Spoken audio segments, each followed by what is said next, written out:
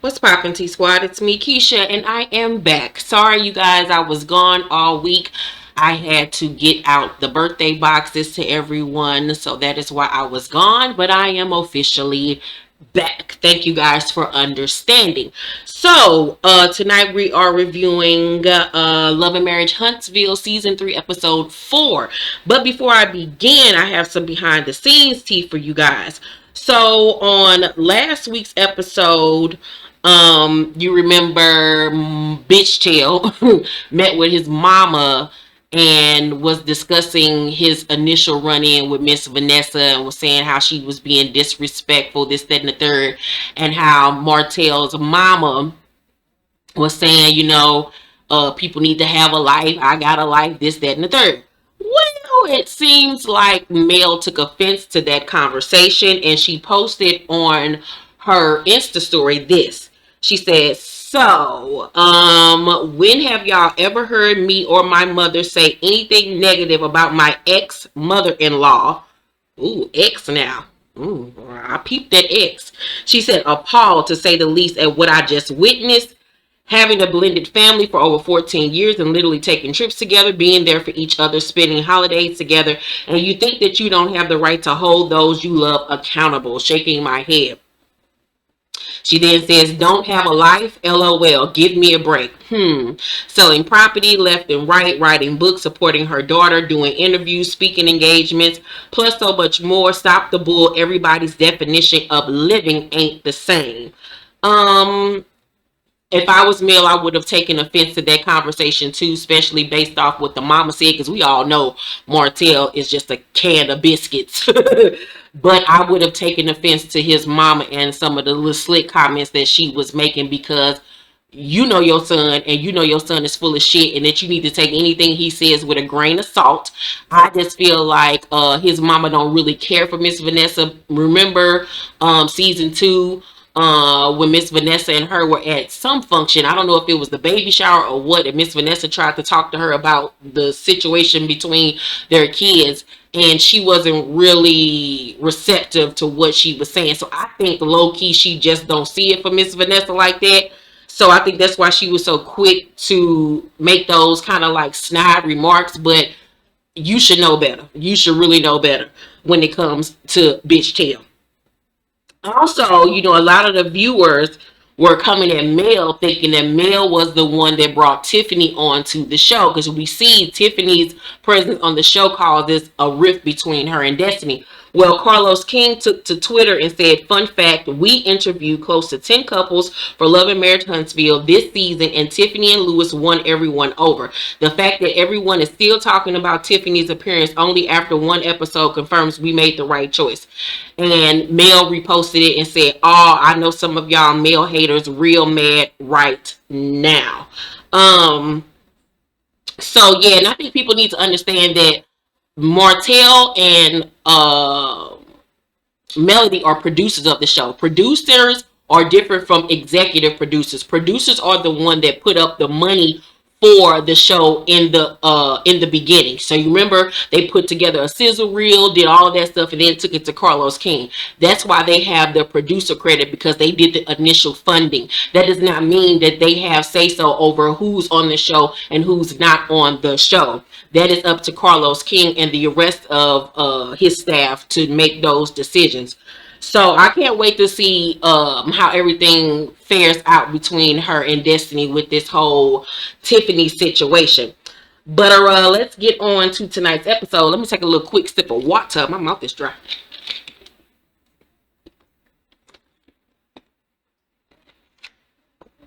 Alrighty. So we pick up exactly where we left off on last week's episode, with Destiny going to the restroom after Tiffany exposes LeBrick for cheating on that ass. One of her friends gets up to check on her. I did peep that Mel didn't get up to go check on her.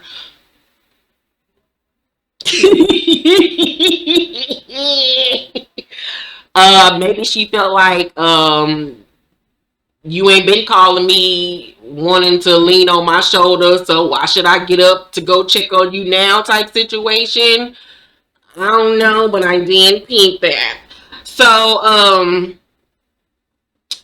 that lady at the table that Mel and Martell went to go get marital advice from, even though I wouldn't take no advice from that lady, was like, how many years ago was this, to Tiffany? And Tiffany was like, maybe 3 or 4, right? And like, she looked at Mel for confirmation, like, isn't that when or whatever. I don't necessarily feel or think that Mel was privy to this conversation taking place beforehand. I don't think that she knew that that was Tiffany's objective, to come and bring up the monster situation or the brick situation. I think that Tiffany had this tea, wanted to come in and make her stamp on the show, and she did that. I don't think that Mel honestly had anything to do with the reason or why she carried on the way that she carried on.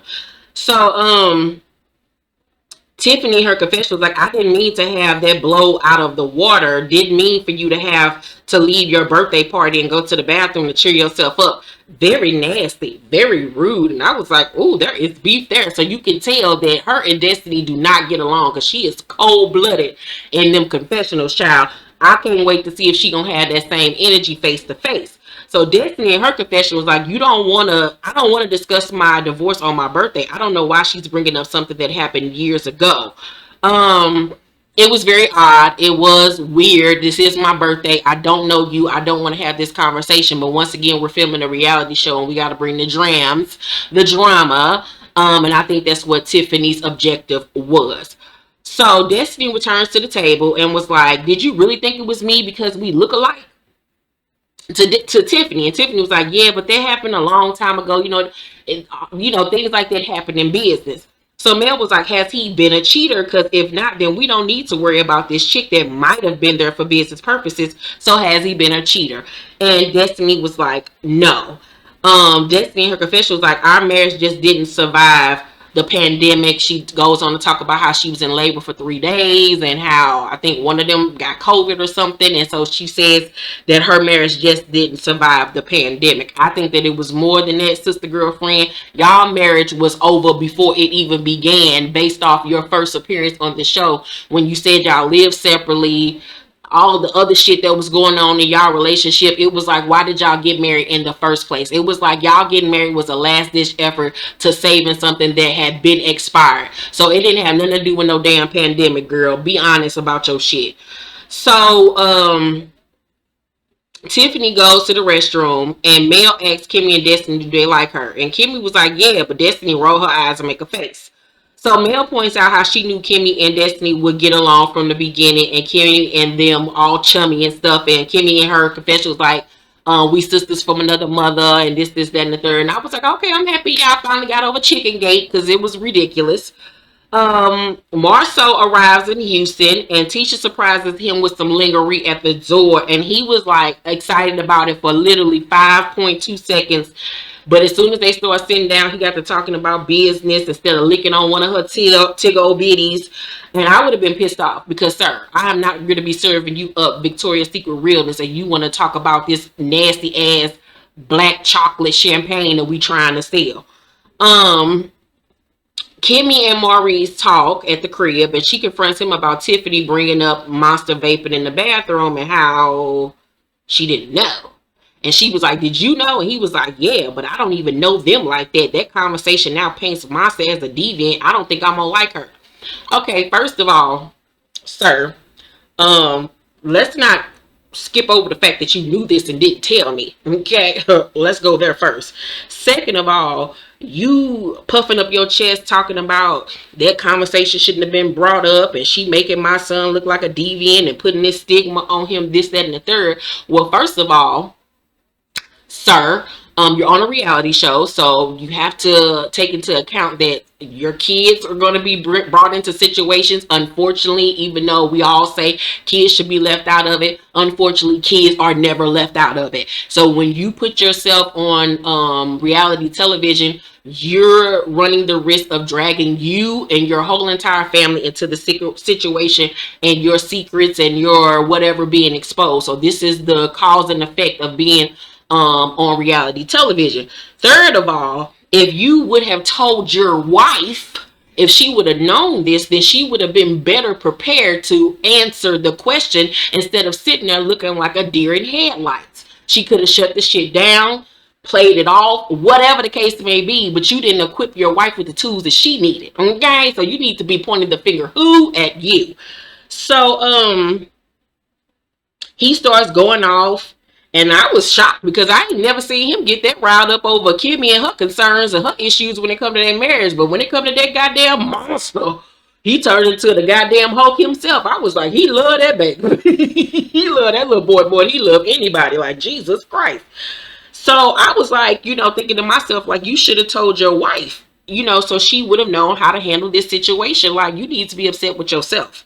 How you gonna let strangers out in the street, people that y'all barely know what's going on in your house when your own wife don't know? You setting yourself up for failure, and you setting your wife up for failure. I don't understand what Maurice's issue is with not including Kimmy in on the decisions and the things that are going on with Monster. I hate the little boy name. Like, what is up with that? Like, why do you keep on trying to separate her from the equation, but then you want her to be the babysitter? Okay. And I'm low-key not, it's getting to the point now I can't even be mad at Maurice because Kimmy keep on allowing the bullshit and just huffing and puffing about it and rolling her eyes and shit like that. No, you need to start cussing that nigga the fuck out and tell him to take his goddamn son back to his mammy, or both of y'all niggas can move the fuck out, because I'm not here to play Mrs. Doubtfire and don't have no say-so over nothing else that goes on in this house when it comes to you and your child, but you want me to be stepmama when it's convenient for you. You got me fucked up. So, Kimmy then brings up him not having enough time for her or Monster. She says that he's always working and that he needs to. She was like, I've gotten to the point where I understand I'm just gonna be over here to the side. We ain't went on no honeymoon yet. I've taken that with a grain of salt, but you need to spend more time with Monster because he loves you. Of course, Maurice don't want to hear that. He don't want to take accountability for that. He was like, I'm working hard. You trying to act like I'm not there. And he was like, I've had to put in this amount of work. Whenever I can spare some family time, I'll do it. Kimmy in her confession was like, I'll believe it when I see it. The fact that you're even accepting the fact that he can't make time for you is a problem for me, Kimmy. Like, that's a problem, because you shouldn't just be rolling over and playing dead when you know these are issues for you. And I feel like it's going to get to the point where Kimmy just keep on taking shit. Keep on taking shit. She taking this shit with Monster. She taking this shit from Kyle. She's taking this shit with, him not including her on things. She's taking the shit with him not spending time with her, making decisions without her. Like, it's going to get to the point where she's going to combust and explode, and it's going to be worse for her at that point. But I just don't see it for Kimmy and Maurice. I really don't. I feel like he needs to grow up. I feel like he has a lot of issues that he needs to deal with. And I just see Kimmy at another stage in her life where she need a grown-ass man that's going to step up, and Maurice just ain't it for me. He a nice dude for the most part, but he got a lot of shit with him that he's unwilling to acknowledge or fix. And I just wouldn't have the time for it. Like, So Maurice says that he told Monster he would keep the vaping situation between them, but then also in the same breath says that he told Kiowa.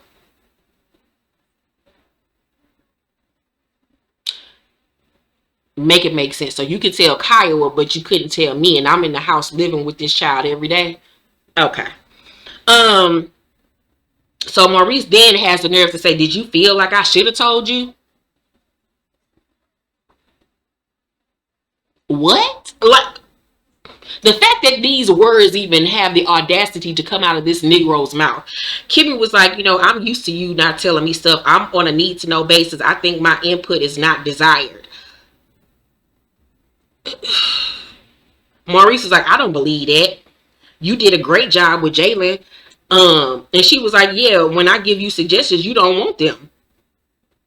And I'm like, if you want to praise me as a mother, but then at the same token, when I try to give you advice or suggestions, you don't ever want to take it. It's like Maurice knows everything. Maurice put his foot down. Maurice is the sole parent when it comes to this little golden child of his. Like, can't nobody tell him nothing when it comes to Monster. And I was like, you are creating a monster when it comes to this child. It just, none of it adds up. None of it makes sense. I don't understand why Kimmy constantly takes this type of behavior from him. Yeah, she's passive aggressive and she make little slick marks, but like, when are you gonna finally put your foot down and say enough is enough? Like, it's getting to the point now where I'm looking at Kimmy sideways, like, girl. So they then talk about how Kyra and her husband, I think his name was Xavier or some shit, are coming to town so they can all sit down and talk about this co-parenting situation. But it's really not a co-parenting situation.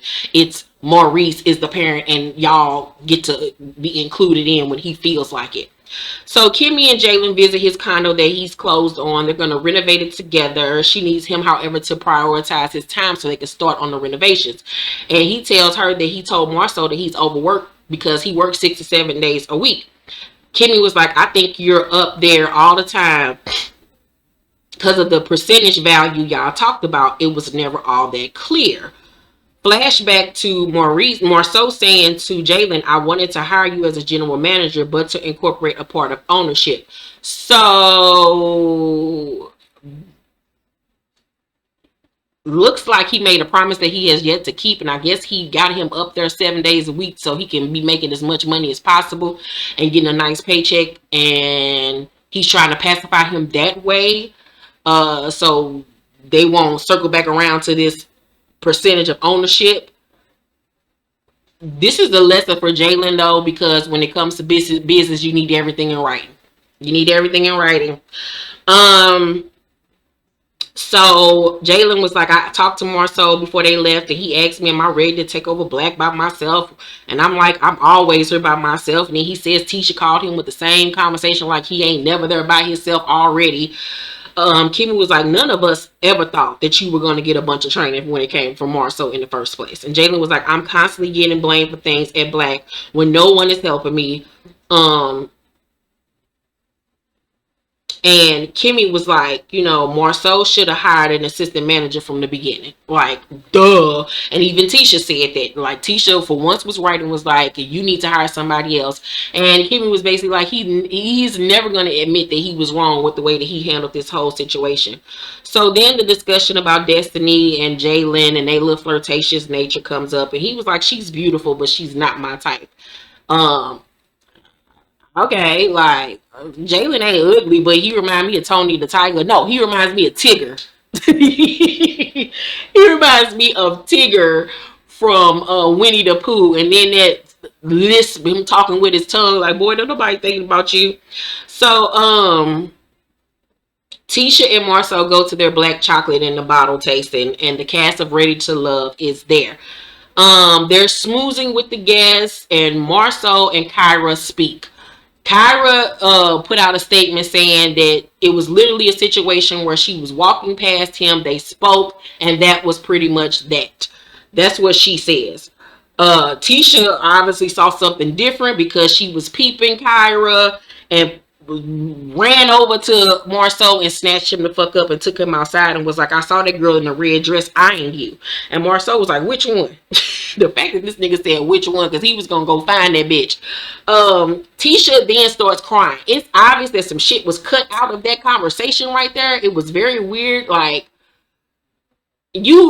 it's obvious that some shit didn't happen in their marriage, because why are you crying? Like, I know that you feel like it's not enough romance in y'all marriage, but for you to start crying, that's a lot. I feel like it was some shit that was cut out of that scene that I need to see, because I need to know why the hell was she crying. Like, what?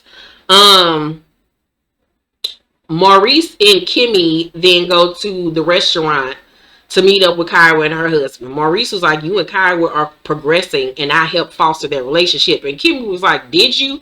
And he was like, I didn't. I encouraged it the whole way. Like, what planet is this nigga living on? Like, him and his brother are fucking psychos. So Kimmy in her confession was like, you didn't foster the relationship between me and Kyra. You really just gave her what she wanted so you can get Monster. Where is the lie? Because I see none. Kyra and her husband are late, and Maurice saying that he gotta get to a meeting and ask Kimmy to speak on his behalf, and she was like, absolutely not. Like, this is what I'm talking about. Like, you want to use me when it's convenient for you, but then when it's actual serious conversations that need to be made, you don't want to include me in. Boy, you got me fucked up. So she was like, we just need to reschedule, and he was like, you know, I gotta make this meeting. So He gets up and leaves. I would have got up and left. I'm not going to sit here and wait on him to arrive and be like, oh, you guys are late, so he left. No, you're not going to put me in that weird ass predicament when me and this girl don't even really fuck with each other like that. Like, no, like, it's no regard for Kimmy's feelings ever. And I don't understand why she allows this stupid shit from this margarine looking ass nigga. So, oh, what's that? Country Crock. What's that damn margarine? Is it Country Crock? I can't even remember, but that nigga look like that shit. So Kimmy, her confession was like, I'm clearly not the priority because I'm always getting the leftovers, literally. And that's obvious. So then the episode ends with Kyra and her husband arriving to find only Kimmy sitting at the table by herself. Child, I can't. Overall, I give tonight's episode of Love and Marriage Huntsville a B+. It was a really good episode for the most part. Seems like shit is really gonna get spicy next week. Let me know what you guys thought about tonight's episode down below in the comment section. Make sure to thumbs up this video, like and subscribe, and hit that notification bell button. I love you guys, and I will see you on the next video.